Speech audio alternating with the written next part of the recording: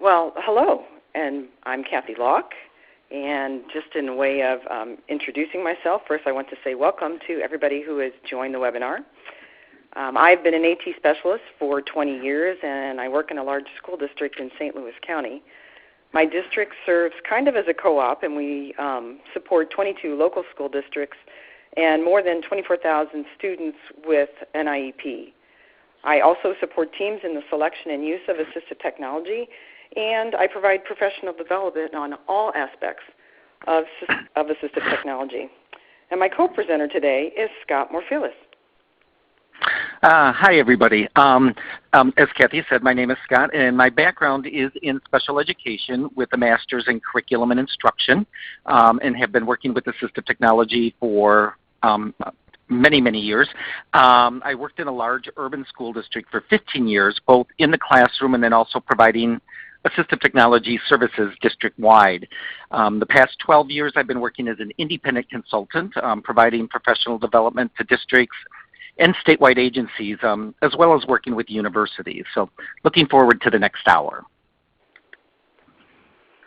So if you've been involved in the other webinars, you know that there are 8 quality indicators of assistive technology. And the first 6 are consideration of the need for AT during the IEP meeting, then assessment of the need for assistive technology, documenting in the IEP the AT devices and services that have been selected for the student, implementing the use of AT in the environments that have been identified, evaluating how the AT is working, and then planning for upcoming transitions. The first 6 areas are really about services that are provided directly to the student. Then the last 2 areas, providing professional development about AT and assuring that administrative supports for the provision of AT services are in place, these are about systemic change and pretty much about supporting the first 6 areas. Today, we're talking about professional development. So you got a chance to have, the backgrounds from Kathy and I. Would like to get an idea about your background as well. So there's a poll up now, and if you can just give us an idea, realizing that any of you will fall into multiple categories. If you could go ahead and give us some ideas of where you're at. Wow. Lots of AT specialists. Yes, which we often know that AT specialists have other duties at the time. Yes, that's the main hat for today. Yeah, so we'll just wait a couple more seconds before we close the poll and move on to the next slide. So I don't see anything changing now. So yes, the majority, obviously, as you see, are assistive technology specialists. So thank you guys for participating. And there's one more. Since we are talking about the assistive technology and the quality indicators, we're curious, as far as the participants today, how familiar are you with the quality indicators? Either not familiar with QIAT at all or the quality indicators. Maybe you have a basic awareness. We're curious if you use any features of the quality indicators in your work. Are you familiar but don't use any of the quality indicators, or do you use them to measure change at work? So if you could go ahead and participate in this poll.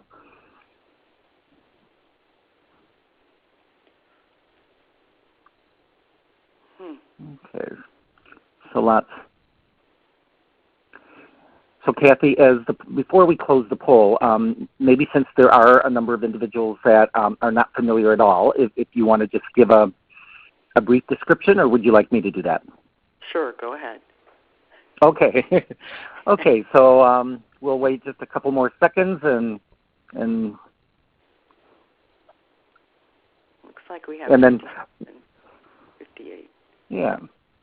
So a number of you have a basic awareness, and it's great to see that some are using it for change and some are familiar but don't use it in that.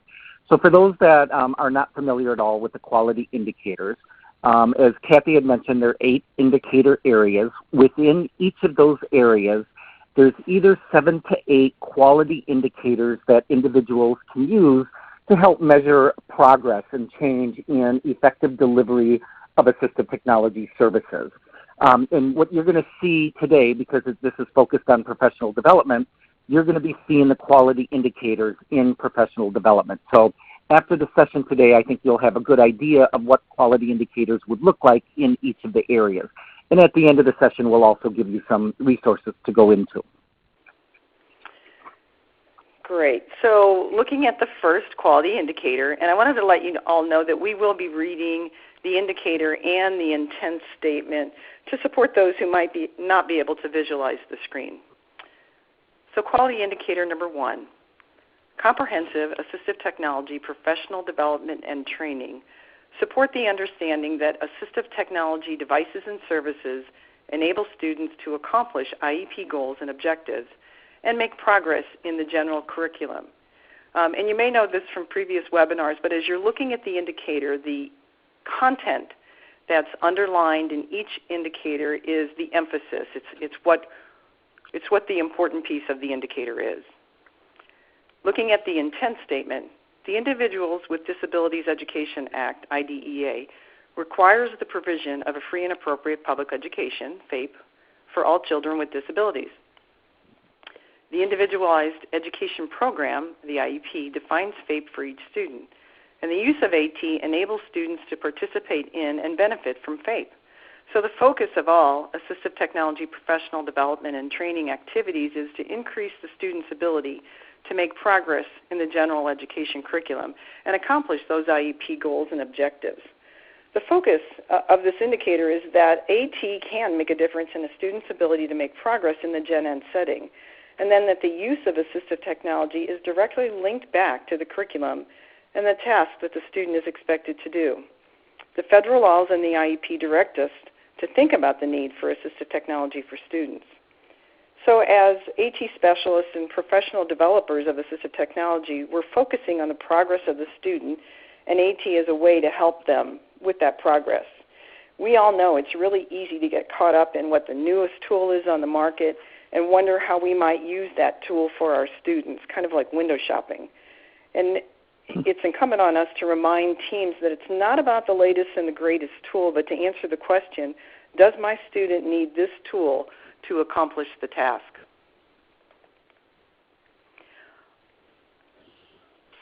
So what you see on the screen right now is a matrix. And along with the quality indicators and their intent statements, self-evaluation matrices were developed for each indicator. And the matrix is formatted using a rating scale of 1 to 5. And on the left side, 1 being unacceptable, and on the very right side, 5 being the promising practice. And the matrix was developed and intended to help individuals or teams or schools and agencies reflect on the current status of professional development and how they might measure change. So looking at the matrix, you can see on the left side that the unacceptable practices, no professional development is provided. And moving to the right, the most promising practice, that all professional development and training includes strategies for the use of AT devices and services to facilitate professional development.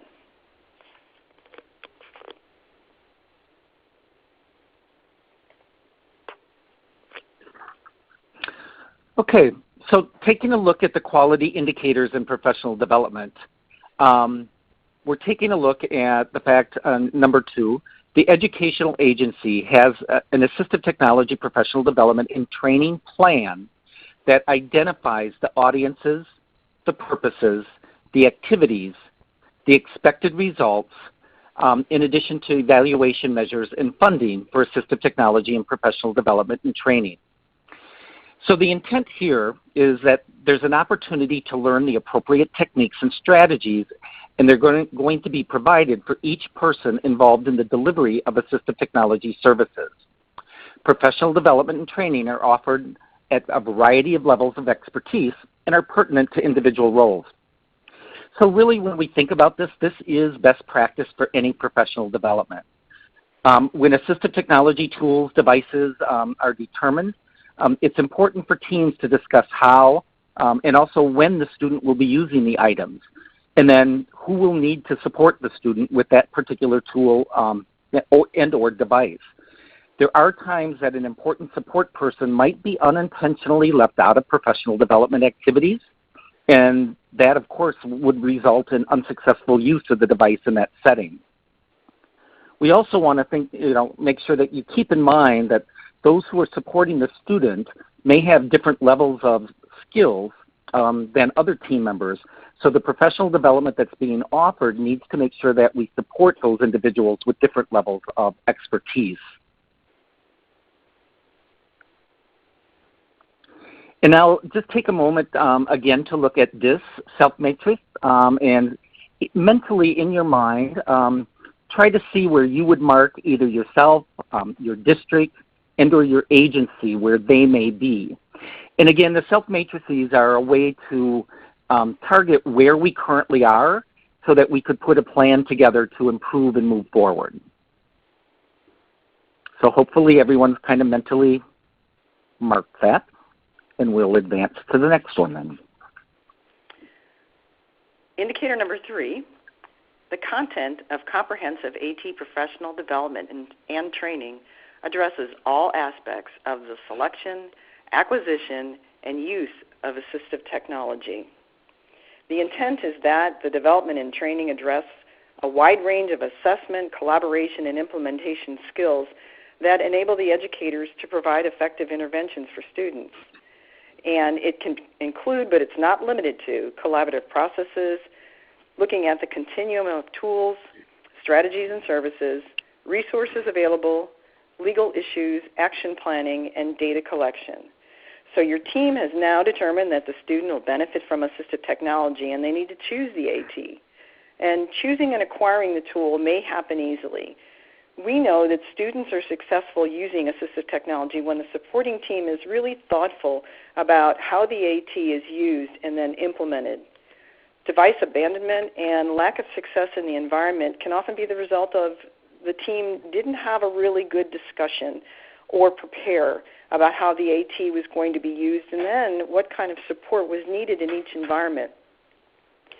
So the focus of this indicator is remembering that it is about the tool the student needs, but it's also equally important how the tool is going to be used on a day-to-day basis and considering the staff that will need training around these topics.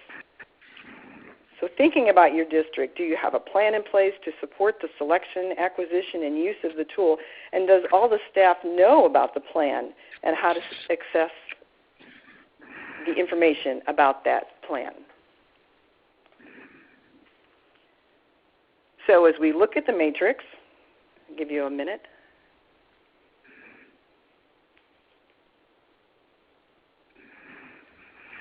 We can see that the values range from not addressing any aspects of assistive technology to addressing all the aspects of selection, acquisition, and use of the AT. So when we think about selection, typically a team's going to refer back to a tool that they're familiar with or maybe a tool that's readily available in the school environment. But we know that the team really wants to think about the tasks the student needs to perform, the skills that that student brings to the task, and then the skills needed to use that tool. And if you find yourself in a district that is on the left side of the matrix, you may think about selection by using a feature match tool. Or you might be able to visit vendor websites, and they often have information about tool use and implementation.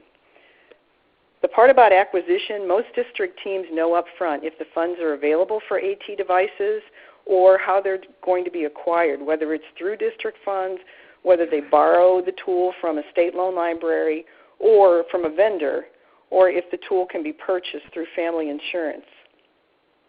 Thinking about the use, the questions back to you are how does the district professional development address daily implementation regarding the needs and student use of the tool? So you may already have staff in your district, like possibly the speech paths or occupational therapists, who have access to environmental surveys. And those surveys can be morphed to help the teams think about assistive technology use on a daily basis. Okay, thanks, Kathy. Number 4, the quality indicator, is taking a look at assistive technology professional development and training addresses and are aligned with local, state, and national professional development initiatives. So the purpose and intent here is that for many students with disabilities, assistive technology is required for active participation in all of those initiatives, both the local, the state, and the national educational initiatives. And the content of the professional development and training includes information about how the use of assistive technology supports the participation of students with disabilities in these initiatives. So for example, for those states that are following the Common Core, training may need to be provided on how assistive technology can help support individuals to meet the Common Core standards. Or coming up here, if your state's involved in some of the state assessments that might be completed on the computer, we need to be thinking from a professional development standpoint, what training we might need to provide for staff and members on how assistive technology is going to work with that. And some of those questions, of course, are not answered yet. Or perhaps you're in a state or a district that has a reading initiative or a writing initiative. We want to ask ourselves, does the professional development that we're providing support the use of assistive technology in those initiatives? And one of the things as an assistive technology person you may want to ask yourself, can I partner with those who are already providing professional development around the writing initiative? So kind of for example here, we know that often sometimes the AT person is doing multiple things and can't always provide all the professional development.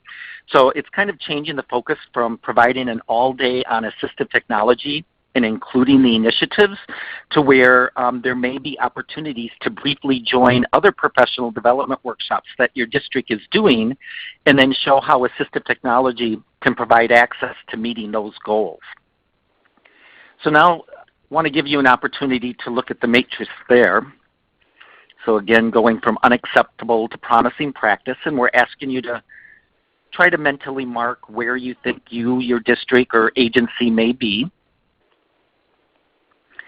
And then just also want you to think about, as I mentioned, often as assistive technology people, we have many different roles, and it's hard to keep up on everything that's going on in education. But the reality is if we don't align our professional development with other initiatives, then individuals do begin to see assistive technology as yet another thing that they need to do, as opposed to being a means for our students to accomplish these particular goals. There are some districts that we've seen, as things have changed over the years, where the assistive technology department is now part of the instructional technology department. And then the alignment with the initiatives may be easier to implement since they tend to focus their trainings in that direction as well.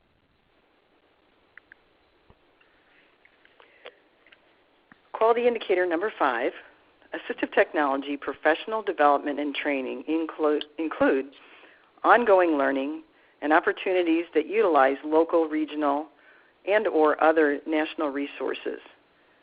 And the intent is that the professional development and training opportunities enable individuals to meet the present needs and increase their knowledge of AT for future use. Training in AT occurs frequently enough to address new and emerging technologies and practices, and it's available on a repetitive and continuous schedule. A variety of AT professional development and training resources are used. So over the past 5 years, we have seen so many changes in technology. You and I certainly am involved in districts that provide the bring your own device. Your district may be involved in a Google domain and Chromebooks are rolled in on a cart, or you may have iOS devices. So those of us in the AT field have been challenged and championed to ensure that the students that we support are able to use their current assistive technology within the district technology and the instructional technology that's being provided. So again, as Scott said in the previous indicator, we're reminded that not all training has to come from the district AT team, but we need to use the resources at all levels from the Gen Ed environment or from fee-based or free resources.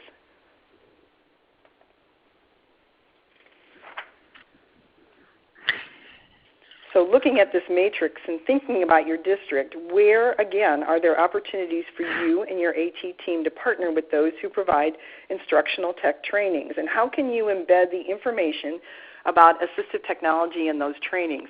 I was at just at a workshop yesterday and was fortunate enough to get some information on Google Apps that will support assistive technology, and we'll be taking that information to the districts that I work in that are going to be moving to the Google domain and try to get that information up front as tools for all students, knowing that some of those may specifically support students who have IEP goals.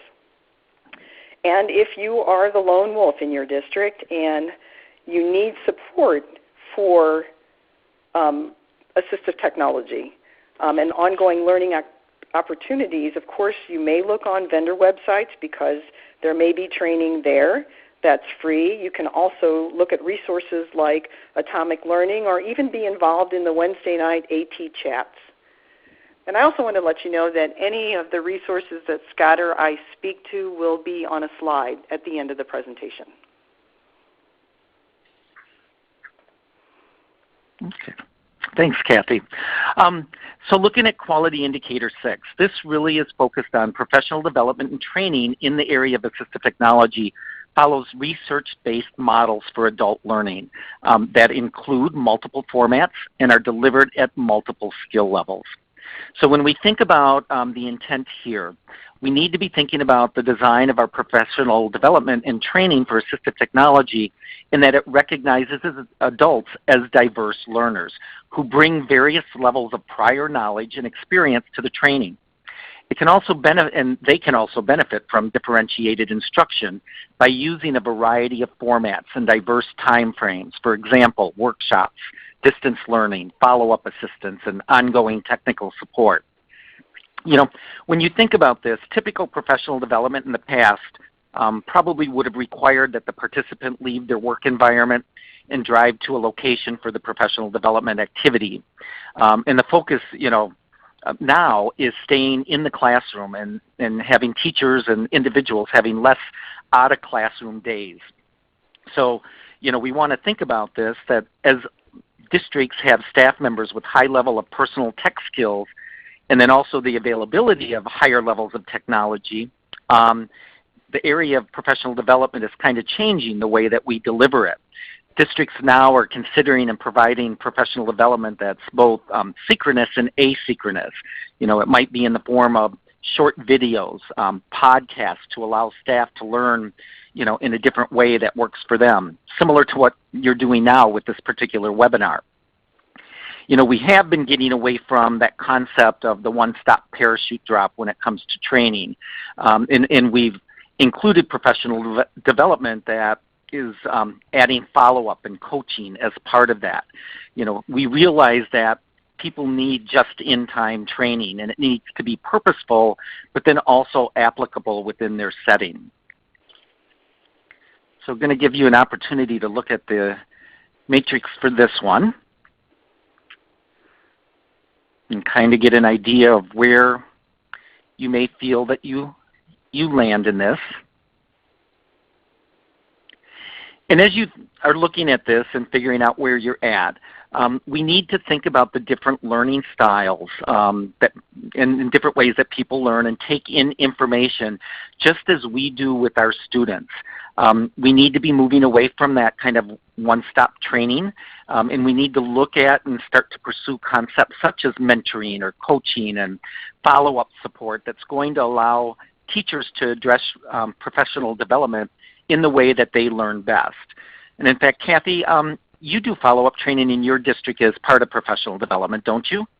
We do. On some of the, and again, the trainings where we actually have people come into our space and do the sit down and participate in the training off of their school-based setting, we, after the days of training, set up time so that we can go out and observe the students in their classroom or the student that they are using the specific assistive technology device for, maybe providing side-by-side support with that student in learning the tool or with the teacher and giving some ideas on how implementation may work in that environment. And truly then doing a post-survey to make sure that the teacher is comfortable with the technology that they've just learned and that they really have a time frame that makes sense in order to put it in place.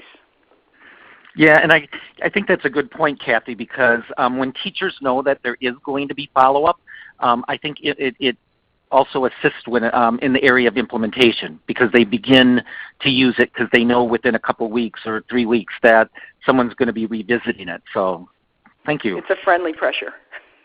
Yeah, good point. Good point. Okay, the last indicator in the area of professional development. The effectiveness of assistive technology professional development and training is evaluated by measuring changes in practice that result in improved student performance. And the intent is that evidence is collected regarding the results of AT professional development and training, that the professional development and training plan is modified based on these data in order to ensure changes in educational practice that results in improved student performance. I think this indicator takes me back to indicator number 1, which is about understanding that the AT use enables the student to make progress. And as professional developers, as we just talked about in the earlier indicator, we can evaluate whether or not the participant who attended our trainings were able to make a change in their performance, by doing the observation or the coaching, by doing a pre and post survey around what their skills are. But the more difficult measurement, and I struggle with this with the students I support, is knowing that the effect that the staff skill has increased the student's performance and whether or not that student is now able to make progress in their IEP goals. We all know as educators that we don't always get to measure the return on investment.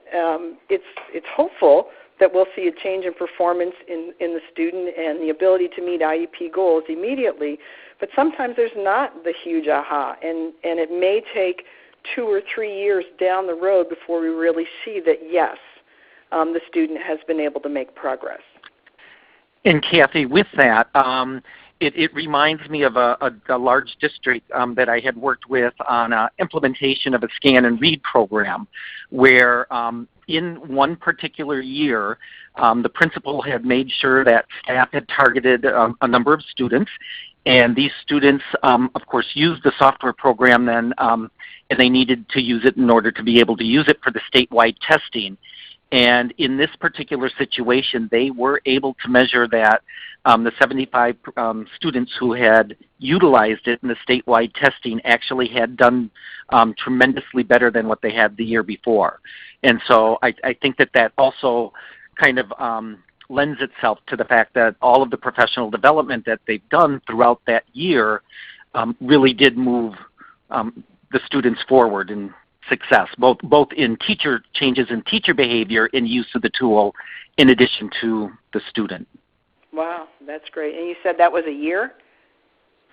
Yes, that was within a year. We started that professional development in the end of August, beginning of September, and then there's statewide testing in March. They were able to show the measures on the results of what the students have done. So, all right. Thank you, Scott. Mm-hmm. So looking at the last matrix, unacceptable being changes in practice are not measured. And then the promising practice, that changes in practice are consistently measured using a variety of reliable measures linked to improved student performance. And I did a straw poll yesterday at a conference that I attended, and it seemed that most of the people that I talked to ranged in the 2 to 3, with 3 being changes in practice are measured using a variety of measures but may not be related to student performance. Again, it's so hard to get to that piece, but we know that's exactly where we want to be. And we're all heavy in the use of data to inform and make changes in practice. So thinking about your district, thinking about your team, how can we get to the end result, which is now my student can access the curriculum and make progress in IEP goals. And I guess I would add here, Kathy, also, I know we talked about the other indicator areas and that this one is about systemic change, but just as we have an indicator area about the evaluation of effectiveness in assistive technology that is student-oriented, we need to be thinking about evaluation of effectiveness when it comes to our assistive technology professional development. Right. So, what are the key takeaways for today? So, quality AT professional development is always related to student progress. We just talked about that. Is aligned to current initiatives. If it's at all possible, don't be the person who's the lone wolf in this project. Look at what the initiatives are for your school, for your district, and have the assistive technology professional development aligned to that. That it addresses all skill levels of participants. So being a professional developer, I know how tough that is, especially if you have 1 to 3 trainings provided a year and you want to make sure that everybody's invited, but you also want to make sure that you're supporting the people in the room who are novices and also the people who are the sharks. That your AT professional development uses a variety of ways to deliver trainings. Hooray to you all who are involved in the blogs and the chats and the Moodles and the wikis and the podcasts and the videos and the webinars that all provide the just-in-time learning needed for the staff that support our students. And lastly, that you use a variety of resources. Check out what's available in your local education, in your state conferences, and through online modules. Kathy, could you explain what a Moodle is? A Moodle is kind of like, it's an area where, a website where you can have someone who's doing a class, invite certain people to be involved in it. You can hold all kinds of information in that site to refer back to. It holds all kinds of media content. So it's kind of like a course management program, like Blackboard, or there's some other items that are out there that people might be familiar if they're not. But I think the one thing why people mention Moodles is that it's a free resource that's available, and right. Right. Okay. So before we go on to this particular slide, Margaret had asked or stated if it can take several years to determine whether a particular intervention support has been beneficial in helping a student make progress on IEP goals, how do you figure out when to change your intervention? I tend to look at shorter time frames, thinking that no progress means that I need to reevaluate. I think, Margaret, in that case, yes, it sounds when you're talking about an intervention for a student, then you're really looking at the quality indicator area of evaluation of effectiveness. And here, when we were talking about evaluating professional development, it wasn't just about professional development for those team members on that one particular product. It was more about evaluating your professional development that you're doing district-wide. So yes, I do agree that when you're looking at a particular intervention, you need to set goals within reasonable timelines, which is a part of that evaluation of effectiveness.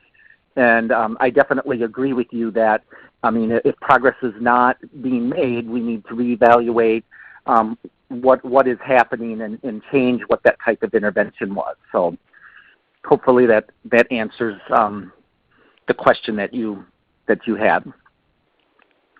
Well said. So in this particular, I'm sorry, what, Kathy? I just said well said. Oh, thank you. On this slide, and I know that at the beginning when we did the poll, a number of people had marked that you're not familiar with QIAT. So wanted to let you know that there's a couple different aspects about QIAT, the quality indicators. So there is a website, and on all of the slides, you've seen at the bottom right-hand corner the actual website, QIAT.org. So we definitely encourage you to visit the website, and I'm going to talk about some of the resources coming up. But in addition to it, if you ever want to contact anybody that's on the QIAT leadership team, there is an email address there at the bottom of the slides as well. So what you're looking at right now is just a screenshot. We're not going to be going live to the website at this point in time, so you're just looking at a screenshot that was taken earlier. But what you're seeing across the top are the links. So there's the home page that's going to have information about new documents that get placed in the resource section. The second link is about the indicators. So after this webinar, if you go to that link, you will see the individual sections of the 8 different areas that we've been talking about.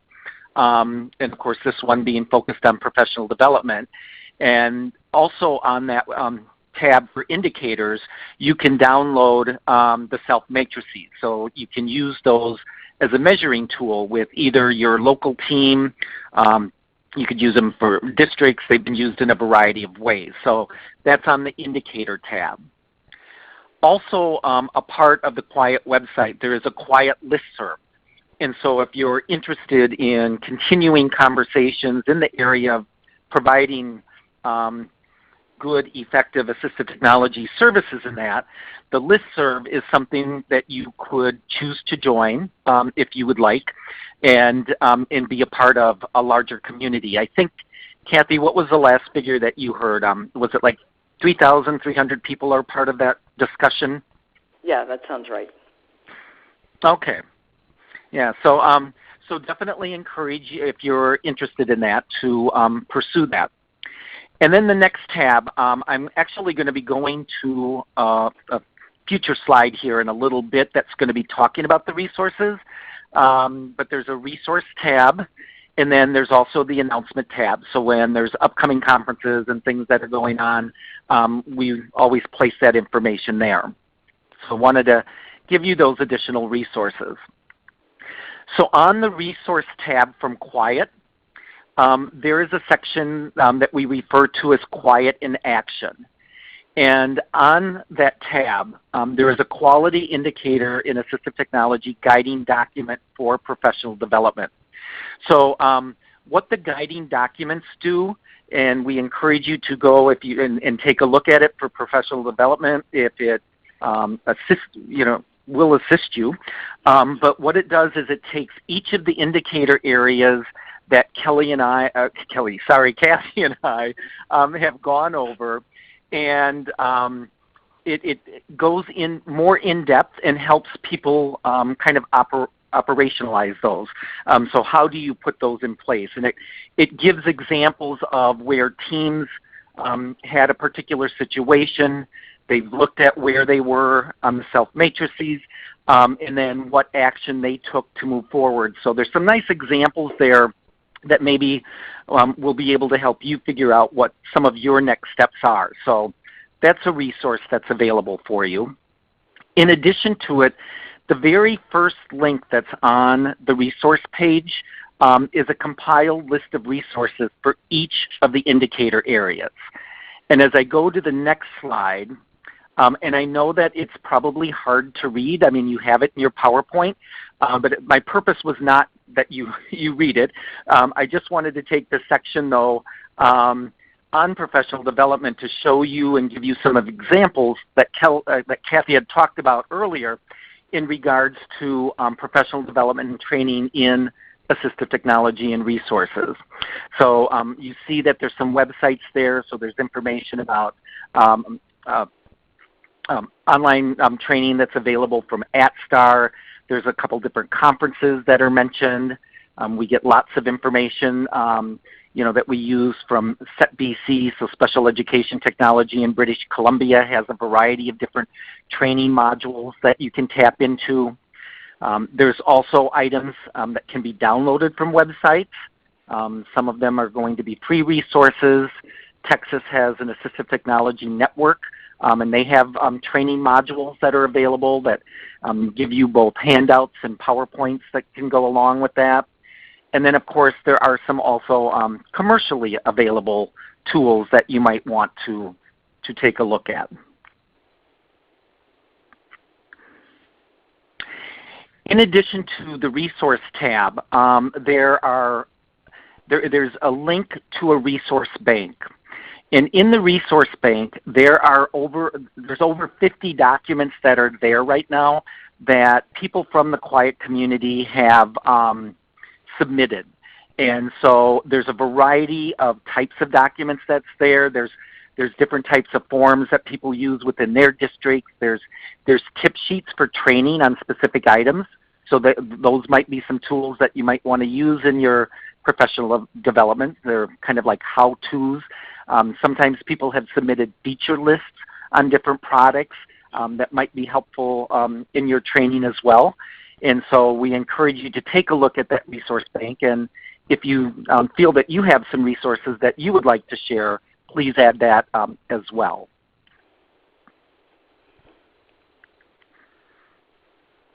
So as we get ready to kind of wrap up here, we answered some questions as we went along, but now's an opportunity we'd like you to type in the chat window any questions that you may have or any comments or suggestions.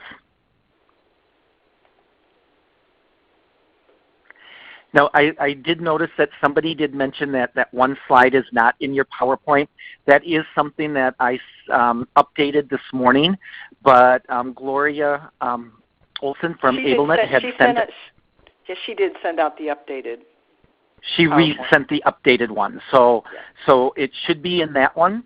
And or just remember that you can always go to the QIAT website, and it's off of the resource tab is where that compiled list is. And that was the only slide that I'd changed. So I see that Dallas, Kathy, I don't know if you want to read that one. Actually, she retracted that as answered, or Gloria did, while you were talking about resources. Oh, that's great. So we'll hang out a little more here if anybody has additional questions.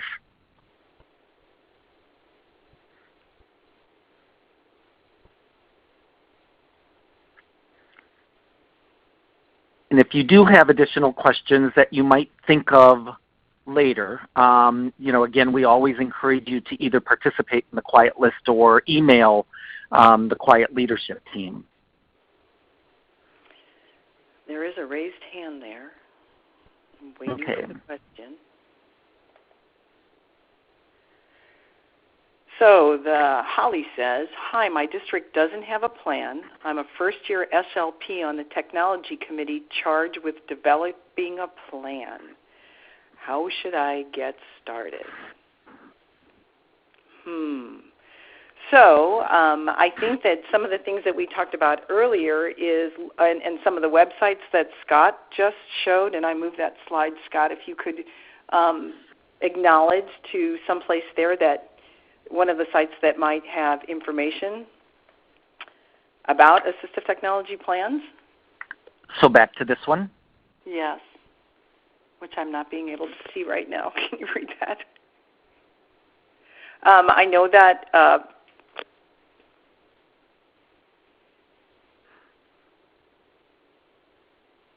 no, Scott, I can't read it. Can you help me there? Okay. Yeah, I guess I would go back to when we're, as far as with a number of them that have some examples of different types of plans that you might want to take a look at. There are a number of resources. I know that people have looked at the Wisconsin Assistive Technology Initiative. And then in addition to what a lot of people have done, Holly, when it comes to the AT professional development plan is not always to have it as a total separate plan, but to have it part of the district's technology plan. So it's kind of woven in. And so for some people that just get started, a lot of times their initial first-year assistive technology plan is about building awareness and building and getting people and to address the consideration process. And so that might be a place where you want to take a look at getting started. We always say start small and build from there. So.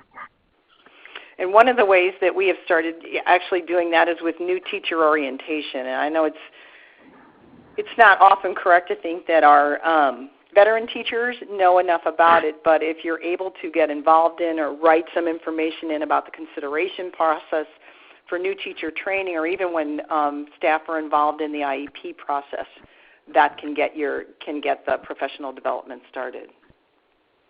Yeah. Elena, I noticed that you had asked, how is it possible to measure changes in students' performance? Thanks. One of the things that I would encourage you to do, all of these webinars are archived, and the one that was on evaluation of effectiveness, I think Terry and Jane did that last month. It's archived. That's definitely, there's a whole module that is focused on evaluation of effectiveness. So taking a look at what it is that you're going to measure, and there's lots of examples that are focusing on that. In this session, when we talk about professional development, a lot of times what people do is take an overall look at what district measures they're using for all students across the board. And so I think you're focused a little bit more on the specifics for evaluation of effectiveness. And it looks like we also have a question that says, understand the responsibility of the resource teacher writes the IEP regarding AT. How do we get the gen ed teacher to read and understand the quality indicators? I don't know that I have a specific answer about that, as much as the special ed staff and the gen ed staff collaborating around the task that the student needs to do in that environment, and then looking at what does implementation, what does acquisition, use, and implementation look like in that environment, and how what the gen ed staff bring to that piece. And maybe using something like an environmental survey will help the communication with that. Yeah, and I would also add, Kathy, that John, maybe you would want to take a look at the guiding document. When that was put together, we realized that, again, everybody is a different style of learner. And so some people learn through examples and things like that. Rather than just reading that information. And when you look at a lot of the quality indicators, they are all about, as Kathy had said at the beginning, 6 of them about student-specific in the assistive technology. And so what might help from a gen ed teacher who might not have all of that special ed background aspect is to be able to look at what some of the team examples that are listed in the guiding document. And that might be one additional way to assist individuals in understanding them. So I noticed Kinder also said, go ahead. Yes, go ahead, Kathy. Kinder asked, do you have any ideas on how to convince a district to adapt QIAT for their AT department? And again, as Scott said earlier, you may just want to start small. And you looking at the indicators, if you're really thinking about professional development or any of the indicators, which ones seem to be an area that any changes in that may make the biggest impact on your district, or that you may have a direct way to provide some intervention in looking at that indicator. And show the matrices. Sometimes it's easier for people to look at the matrices and say, wow, I really had no idea that this is where our district fell regarding indicator number 2 or indicator number 3. So maybe you just want to start on one of the matrices and work that way versus adopting all of the indicators at one time. So, and Lisa also added that a follow-up, or in a kind of a statement, that a follow-up survey asking participants how they applied the information they learned may also be a useful tool for evaluating effectiveness. And that is a great example, Lisa. Something that, sometimes what we end up doing is taking a look also at some of the programs that have reporting features in them, so you get to be able to at least see usage. And some people have also done surveys of students, so that if something was being implemented, changes in teaching style, things like that, how students also appear for it, are are utilizing it more, what their feelings are on it. So a follow-up survey, definitely, that's a good suggestion. So Kathy, I know you mentioned about environmental survey. So can you explain a little bit further? Sure. So the way that we have used that is looking at each environment that the student moves through and what is expected of them, what tools are available in that environment, what's the task that is expected in that environment, who's going to support the student if they truly have someone, a teaching assistant, or are they alone in this environment, and then what kinds of features, what kinds of tools are needed in that place. Because as we all know, that may change as the student moves from one environment to the next. Yes, frequently.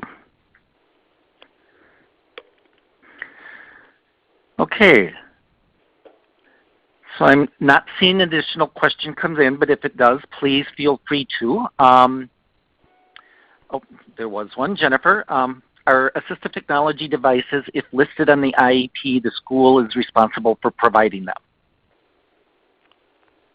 I guess I would answer yes. Now, with that said, this is something that you definitely want to check with your district.